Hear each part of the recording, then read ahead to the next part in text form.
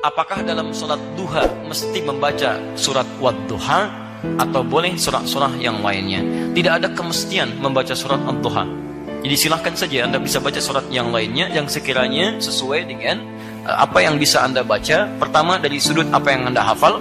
Kedua, kalau sudah hafal, apalagi banyak hafalannya, saya sarankan Anda membaca ayat-ayat atau surah-surah yang sesuai dengan konteks yang Anda butuhkan. Misal, ada konteks umum di waktu duha, ada bacaan-bacaan misalnya terkait dengan faidah-faidah duha.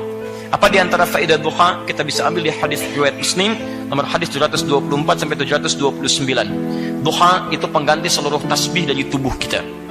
Jadi ketika kita bangun dari tidur, seharusnya seluruh sendi tubuh kita bertasbih kepada Allah Subhanahu wa taala. Maka itu bisa diganti dengan salat duha 2 rakaat. Maka dengan salat duha 2 rakaat itu mengganti kemudian nilai tasbih yang ada pada seluruh anggota tubuh kita. Maka antum bisa cari salat-salat misalnya surat-surah dalam Al-Qur'an ketika salat yang terkait dengan tasbih. Misal yang agak panjang sedikit sabbihisma rabbikal a'la. Baik, yang agak ringan sedikit idza jaa nasrullahi wal fath wa ra'aitan nasa yadkhuluna fi dinillahi afwaja. Setelah itu fasabbih bihamdi rabbika wastaghfir innahu kana tawwaba. Itu terkait dengan korelasi fungsi atau keadaan suasana kita dalam faedah duha dengan ayat-ayat yang terkorelasikan dengan itu. Misal ada 4 rakaat salat duha dengan izin Allah Subhanahu wa taala bisa mempermudah datangnya rizki. Ketika Anda khusyuk dalam salatnya, ikhtiarnya benar dan permohonannya bagus. Di antaranya Anda bisa cari surah-surah dalam Al-Quran yang menjamin kelancaran bagi Allah untuk memberikan rizki kepada kita. Misal, ada ayat-ayat tentang rizki Quran surah 51 ayat ke-22. Ada Allah turunkan ke bumi di Quran surah kedua ayat 29. Ada cara mencarinya di Quran surah kedua ayat 168. Ada mempercepat carinya dengan iman sehingga datang dari Allah dengan cepat Quran surah kedua ayat 172. Ada lebih cepat lagi dibuka rizki di langit dan di bumi Quran surah 7 ayat 96. Ada lagi dibuka dari kesulitan rizkinya datang dari sisi yang tidak kita duga Quran surah 65 ayat akhir ayat kedua sampai dengan awal ayat ketiga sampai awal ayat keempat. Ada semuanya. Ya, tinggal antum cari, keluarkan ayat-ayatnya sesuai dengan kebutuhan kita. Jelas? Ada misalnya salat duha yang ketika ditunaikan itu bisa membebaskan kita dari musibah-musibah umum yang mungkin kita alami.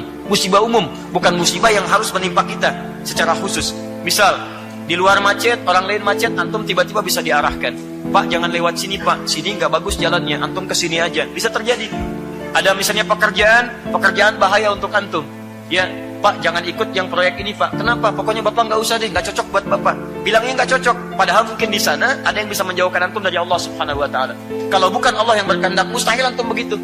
Antum masuk ke rumah makan, tiba-tiba di tempat makan itu masih samar-samar misalnya, nggak ada label halalnya.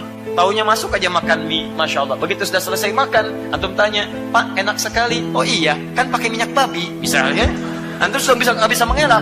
Tapi ada orang-orang tertentu ketika datang, Pak, maaf, ini nggak cocok buat Bapak. Kenapa? Nggak usah ditanya, Pak. Ah, kenapa? Nggak usah ditanya. Kenapa? Tidak. Itu akan diarahkan. Di sini ada B-nya, Pak. Nggak cocok buat Bapak. Siapa yang memberikan petunjuk pada lisan orang ini untuk bisa mengarahkan antum pada sisi yang lain? Nah, sholat duha salah satunya bisa meningkatkan kualitas kedekatan antum dengan Allah supaya tidak dijaga dari perbuatan yang buruk. Antum bisa jaga kepada Allah, minta lewat surat-surat tertentu. Misal surat tentang musibah diberikan kesabaran, Quran surah kedua ayat 155 sampai dengan 157. Misal kemudian antum bisa memohon kepada Allah supaya dibebaskan dari gangguan-gangguan, ditingkatkan karir kebaikan, dilepaskan dari keburukan. Quran surah ke-17 ayat 79 sampai 80. Silakan minta. Boleh. Ya, minta ke lapangan, baca surat Ad-Duhanya. Rakaat pertama Ad-Duha, rakaat keduanya Alam Nashrah. Ya, Alam Nashrah kasadra. Karena 2 surat ini turun bersamaan untuk memberikan berita gembira kepada Nabi sallallahu alaihi wasallam. Ya, dan ini dahsyat sekali. Surat itu memberikan gambaran bahwa orang yang dekat dengan Allah, dia akan dihibur selalu dengan kebaikan dari Allah Subhanahu wa taala. Saat merasa gelap tidak ditinggalkan, saat merasa senang pun diberikan dukungan. Ya, wadduha, demi indahnya cahaya duha, nikmatnya yang engkau bisa rasakan. Demi kalau kita balikkan ke dalam kata kiasan dalam bentuk terjemahan balaghah, kita katakan wadduha, demi kehidupan kamu yang hadir dengan kenikmatan, seperti kamu nikmat mendapatkan cahaya duha. Walaili idza saja, ataupun saat kamu merasakan duka yang luar biasa sampai kamu membuat gelap mata seperti kamu mendapatkan kegelapan di waktu malam.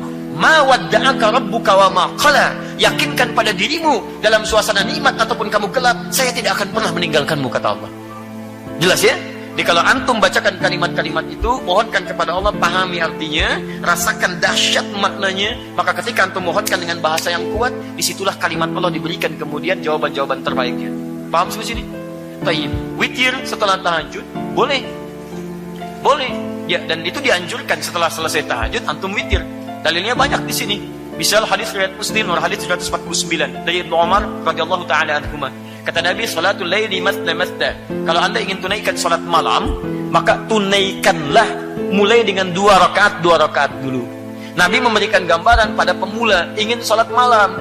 Ayo, jangan dulu langsung 11, tidak, mulai 2 dulu. Tingkatkan 2 lagi, tingkatkan 2 lagi. Fa idza khasya ahadukumul fajra, ketika antum tunaikan sudah mendekat kepada fajar, hamdallah. Misal sudah surah yang terakhir, rakaat misalnya 2 rakaat yang kedua, Anda merasakan ini sebentar lagi fajar nih mau tiba.